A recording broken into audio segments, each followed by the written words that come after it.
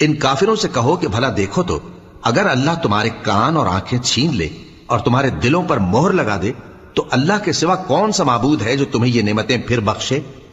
دیکھو ہم کس کس طرح اپنی آیتیں بیان کرتے ہیں، پھر بھی یہ لوگ روگردانی کیے جاتے ہیں۔ کہو کہ بھلا بتاؤ تو اگر تم پر اللہ کا عذاب بے خبری میں یا خبر آنے کے بعد آئے تو کیا ظالم لوگوں کے سوا کوئی اور بھی ہلاک ہوگا؟ اور ہم جو پیغمبروں کو بھیجتے رہے ہیں تو خوشخبری سنانے اور ڈرانے کو، پھر جو شخص ایمان لائے اور نیکوکار ہو جائے تو ایسے لوگوں کو نہ کچھ خوف ہوگا اور نہ وہ غمگین ہوں گے، اور جنہوں نے ہماری آیتوں کو جھٹلایا ان کی نافرمانیوں کے سبب انہیں عذاب پہنچے گا۔ کہہ دو کہ میں تم سے یہ نہیں کہتا کہ میرے پاس اللہ تعالیٰ کے خزانے ہیں، اور نہ یہ کہ میں غیب جانتا ہوں، اور نہ تم سے یہ کہتا ہوں کہ میں فرشتہ ہوں۔ میں تو صرف اس حکم پر چلتا ہوں جو مجھے اللہ کی طرف سے آتا ہے۔ کہہ دو کہ بھلا اندھا اور آنکھ والا برابر